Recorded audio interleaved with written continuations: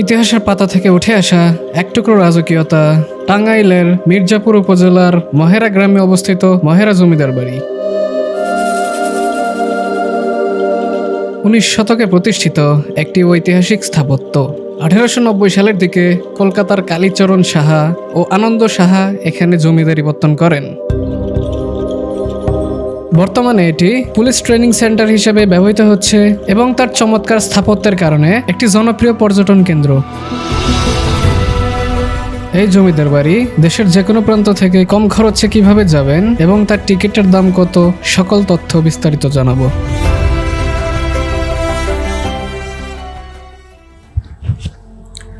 আসসালামু আলাইকুম। এইমাত্র ঘুম থেকে উঠলাম। এগেইন সবাইকে ঈদ মুবারক। এরপর ঈদের নামাজের জন্য গোসল করে এসে রেডি হয়ে হালকা পাতলা নাস্তা করে নেই। এরপর গ্রামের ঈদগাহ মাঠে চলে যাই ঈদের নামাজ পড়ার জন্য। যদি সামর্থ্য থাকে এখনো 2 দিন আছে, কিনে নিয়ে এসে কোরবানি দেন। সামনে কাতার কোনো পূরণ করে নেই। এরপর নামাজ কমপ্লিট করা হয়। সবচেয়ে মজার ব্যাপার হলো গত 3 বছর একটানা কুরবানি ঈদ আসলেই সকাল থেকে বিকেল পর্যন্ত বৃষ্টি পেয়েছি, কিন্তু এইবার সকাল থেকে বিকেল পর্যন্ত রোদ ছিল। ঘুরতে যাওয়ার প্ল্যান আগে থেকে রেডি, সে কারণে কুরবানির ওইখানে তেমন একটা সময় দিতে পারিনি। আস্তে আস্তে কাম হয়ে গেছে, একটা আরেকটার কাজ হইবে। এরপর বাসায় এসে সবকিছু প্যাক করে নিয়ে টাঙ্গাইলের উদ্দেশ্যে রওনা হই। আসসালামু আলাইকুম, কি অবস্থা সবার? আশা করতেছি ভালো আছেন। সো গাইস, দেখতে পারতেছেন আমরা মেইন রোড ছাড়া এখন গ্রামের রাস্তা দিয়ে কেন ঢুকছি, সেটার কারণ হচ্ছে ছাপড়ি অ্যাভয়েড করা। তো এখন যাচ্ছি কোথায়? যাচ্ছি হচ্ছে টাঙ্গাইল কালীহাতি। এখন টাইম হচ্ছে 5টা 18, সন্ধ্যা বা বিকেল যেটাই বলেন।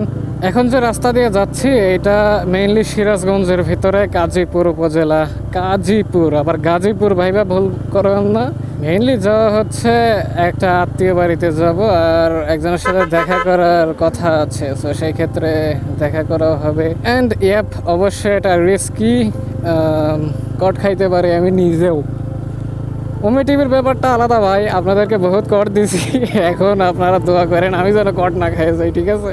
আর এই তো গ্রামের রাস্তায় দেখানোর আর কি আছে, একটু সামনে যাই আপনাদের সাথে এগেইন কানেক্টেড হচ্ছি। ওয়েলকাম ব্যাক গাইস, কি অবস্থা? আমরা সিরাজগঞ্জের মধ্যেই আছি, এখনো সিরাজগঞ্জ পার হই নাই। এই দেখো চাচা করে কি মাদার।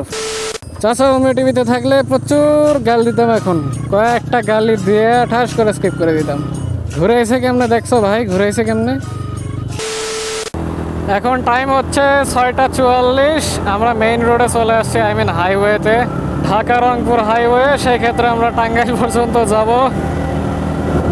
বাইকের স্পিড আছে 64, এখন একটু স্পিডিং করা যায়, রাস্তা ফাঁকা আছে। সেই ক্ষেত্রে ওই পাশ থেকে বাস আসতেছে, দ্যাট মিনস এখনও ঈদের লোক ঢাকা থেকে বাড়ি ফিরতেছে, মানে আজকে ঈদের দিনেও। কিন্তু আমরা যেদিক যাচ্ছি মানে ঢাকার পথে আর কি, এদিকে কোনো গাড়ি তেমন এটা পাওয়া যাচ্ছে না, বাস টাস এখনো কিছু দেখতেছি না। চলতেছে তো অবশ্যই, কিন্তু খুবই কম, সীমিত। গাইস, চলে আসছি এখন যমুনা সেতু পূর্ব টোল প্লাজাতে। এখন এখানে টোল দিব, দেন সেতুতে এন্ট্রি। গত রোজার ঈদেও রাস্তা অনেক ফাঁকা ছিল, এবার দেখা যাচ্ছে টুকটাক গাড়িটাও চলতেছে। ভাবলাম ফটো উঠাবো সেতুর উপরে থাইমা, কিন্তু সম্ভব হবে না আই গেস।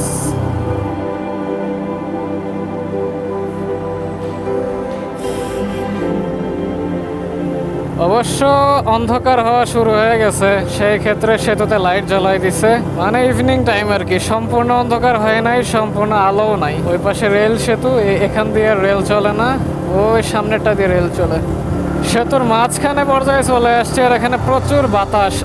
সেতু অলরেডি শেষ, আমরা সেতু পার করে ফেলে চলে আসছি। এখন আর মাত্র 100 মিটার, তাও হবে কিনা সন্দেহ আছে। লাইট দিয়ে নিলাম, ইন্ডিকেটর।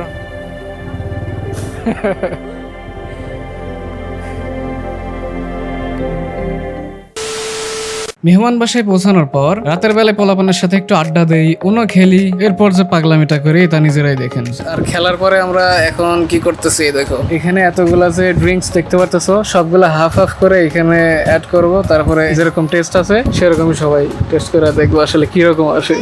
দিস ইজ বাতেন রিসান, এরকম একটা মেয়ে যদি ফাহিম। এখানে প্রথমে কোকাকোলা, এটা রিজেক্ট, এটা কেনা ঠিক হয়নি। মাউন্টেন ডিউ ফাহিম অর্ধেক বোতল কিন্তু বুঝছো কি আফি এন্ড সাথে স্প্রাইট হচ্ছে রিসান ড্রিঙ্ক, আই মিন এটা লিচি ড্রিঙ্ক। ওকে হাফ কইরা, হ্যাঁ লাগাও হাফ। ফান্টা দাও সাদা কালার। কি লাগছে গুরু। এন্ড দ্য লাস্ট ওয়ান, এইটার কি হিউস্টন। কোকাকোলা তো উচিত হয় নাই, কিন্তু যাই হোক, আচ্ছা দিয়া দিই। আচ্ছা, তো প্রথম গ্লাস ট্রাই করবে ফাহিম। পয়সা থাকলে হয়, বিসমিল্লাহ।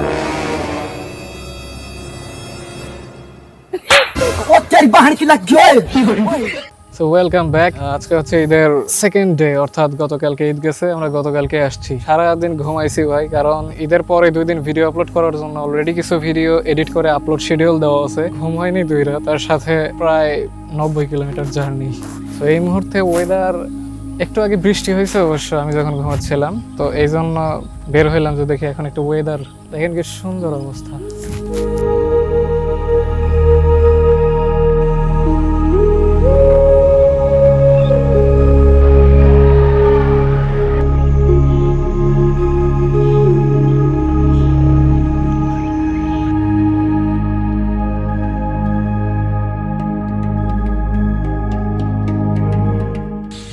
দেখতে পাচ্ছেন এখানে মেঘ হয়েছে পরিবেশে, ঠিক আছে, আকাশে প্রচুর মেঘ দেখা যাইতেছে। কিছুক্ষণের মধ্যে এগেইন আবার বৃষ্টি হবে, যতটুকু বোঝা যাচ্ছে।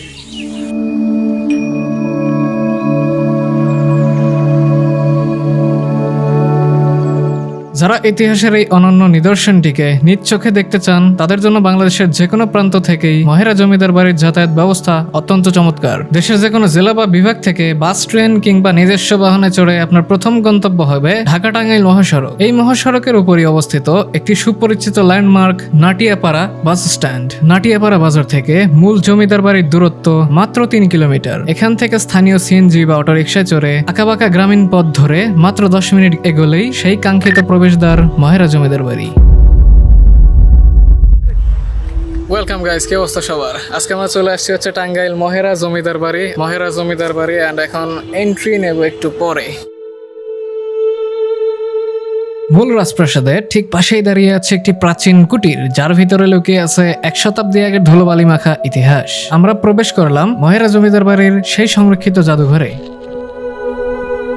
জাদুঘরে প্রবেশের সাথে সাথে আমরা দেখতে পাই একটি নতুন এবং একটি পুরনো পোশাক পরিহিত পুলিশের স্ট্যাচু। দরজা পেরিয়ে ভিতরে পা রাখতেই যেন চারপাশের বাতাস ভারী হয়ে ওঠে এক অদ্ভুত প্রাচীন ঘ্রাণে। কাচের আবরণের ওপাশে সারি সারি দাঁড়িয়ে আছে ব্রিটিশ শাসন আমলের প্রাচীন বন্দুক ও আগ্নেয়াস্ত্রগুলো। কিন্তু ইতিহাসের আসল চাক্ষুষ প্রমাণ মেলে একটু সামনে এগোলেই। এখানে সংরক্ষিত রয়েছে জমিদারদের ব্যবহৃত বিশাল আকৃতির তামার বদনা, প্রাচীন থালাবাসন, রাজকীয় প্লেট এবং নানাবিধ জিনিসপত্র। 100 বছর পেরিয়ে গেলেও এই ধাতব বস্তুগুলোর গায়ে আজও যেন স্পষ্ট লেগে রয়েছে আভিজাত্যের ছোঁয়া। ক্ষণিকের জন্য মনে হবে সময় যেন এখানেই থমকে দাঁড়িয়ে আছে।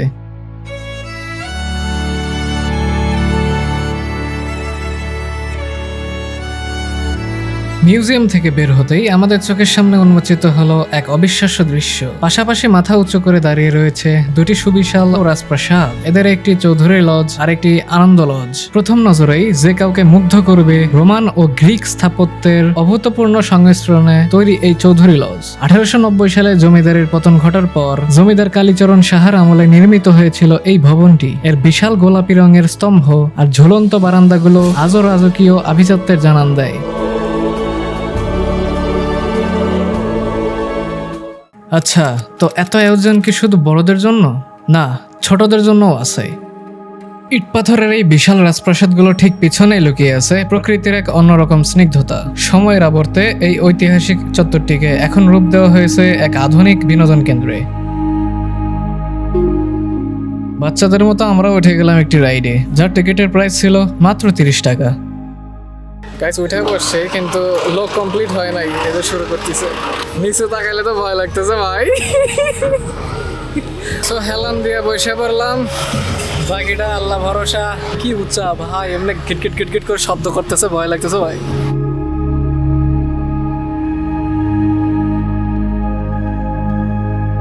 এগুলো সহ আরো বেশ কয়েকটি রাইড আছে, তাছাড়াও পাশাপাশি একটা শিশু পার্কও আছে আলাদা করে। সামান্য একটু সামনে এগোলেই এখানে একটি লেক রয়েছে, যেখানে একটি চেয়ারে বসে সবাই ফটোশুট করতে পারেন। ওই যে ওইখানে বসেছিল দুইটা মেয়ে, হঠাৎ আমাকে দেখে বলতেছে, আই মিন নিজেরা নিজেদের মধ্যে কথা বলতেছে যে আফনান ভাই না এটা চেনস তুই?